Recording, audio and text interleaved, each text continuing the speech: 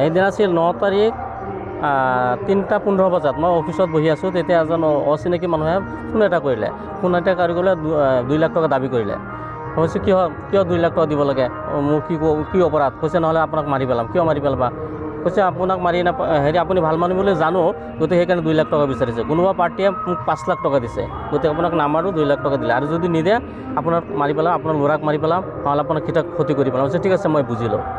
এইখিনি গ'ল। তাৰপিছত ৰাতি আকৌ 10:30 বজাত আকৌ ফোন কৰিলে। কৈছে টকাটো নিদিয়ে। মই কৈছোঁ টকাটো ঠিক আছে, টকাটো দিয়া হ'ব। ক'ত দিয়া হ'ব কোৱাচোন তুমি, কেনেকৈ দিম, আৰু সেই পাৰ্টিটোৰ নাম কোৱা। কৈছে এইটো আমি নকওঁ, পাৰ্টিৰ টকা দিলে কম। মই কৈছোঁ নহয় এইটো কোৱা। কৈছে ঠিক আছে আপুনি নকয়, ঠিক আছে মই এতিয়া গেম ষ্টাৰ্ট হৈ যাব। 10:30 বজাত ক'লে, আৰু 12:30 বজাত ৰাতি 12:30 বজাত সেই মানুহকেইটা মানে গাড়ীত জুই লগাই দিলে। কোনে লগাই দিলে আমিতো নাজানো। তাৰপিছত আমি অফিচক পুলিচ ইনফৰ্ম কৰি আৰু অচি লগে আহিলে, ইনকুৱাৰী কৰিলে, চালে। পিছদিনা মই গৈ এজাহাৰটো দিলোঁ। এজাহাৰ দিয়াৰ পিছত তাৰপিছত 2-3 পাৰ হৈ গ'ল, আসামী হেৰি নকৰে। তাৰপিছত আমি additional SP Amir Baishya sir, Morigaon ডিষ্ট্ৰিক্টৰ এডিশ্যনেল সমীৰণ বৈশ্য ছাৰৰ তাত গ'লোঁ। ছাৰে লগে হেৰি কৰি টেক চেক কৰি পেলাই ৰাতি আসামীটো ধৰি পেলালে, জহিৰুল বুলি। জহিৰুলক অনাৰ পিছত জহিৰুলৰ পৰা তেওঁলোকে গম পালে যে আৰু 2টা ল'ৰা আছে।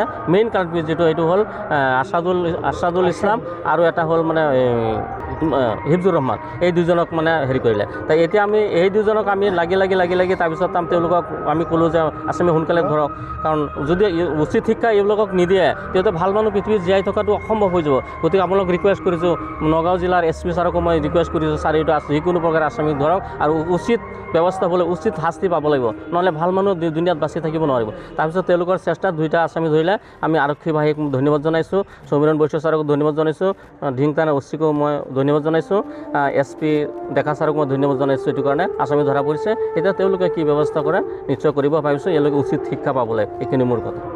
সেইদিনা আছিল 9 তাৰিখ 3:15 বজাত মই অফিচত বহি আছোঁ। তেতিয়া এজন অচিনাকি মানুহে ফোন এটা কৰিলে। ফোন এটা কৰি গ'লে 2 লাখ টকা দাবী কৰিলে। মই কৈছোঁ কিয় 2 লাখ টকা দিব লাগে, মোৰ কি অপৰাধ? কৈছে নহ'লে আপোনাক মাৰি পেলাম। কিয় মাৰি পেলাবা? কৈছে আপোনাক আপুনি ভাল মানুহ বুলি জানো, গতিকে সেইকাৰণে 2 লাখ টকা বিচাৰিছে। কোনোবা পাৰ্টীয়ে মোক 5 লাখ টকা দিছে, গতিকে আপোনাক নামাৰো, 2 লাখ টকা দিলে। আৰু যদি নিদিয়ে আপোনাক মাৰি পেলাম, আপোনাৰ ল'ৰাক মাৰি পেলাম, নহ'লে আপোনাক ক্ষতি কৰি পেলাম। কৈছে ঠিক আছে মই বুজিলোঁ। এইখিনি গ'ল। তাৰপিছত ৰাতি আকৌ 10:30 বজাত আকৌ ফোন কৰিলে। কৈছে টকাটো নিদিয়ে। মই কৈছোঁ টকাটো ঠিক আছে, টকাটো দিয়া হ'ব। ক'ত দিয়া হ'ব কোৱাচোন তুমি, কেনেকৈ দিম, আৰু সেই পাৰ্টিটোৰ নাম কোৱা। কৈছে এইটো আমি নকওঁ, পাৰ্টিৰ টকা দিলে কম। মই কৈছোঁ নহয় এইটো কোৱা। কৈছে ঠিক আছে আপুনি নকয়, ঠিক আছে মই এতিয়া গেম ষ্টাৰ্ট হৈ যাব। 10:30 বজাত ক'লে, আৰু 12:30 বজাত ৰাতি 12:30 বজাত সেই মানুহকেইটা মানে গাড়ীত জুই লগাই দিলে। কোনে লগাই দিলে আমিতো নাজানো। তাৰপিছত আমি অফিচক পুলিচ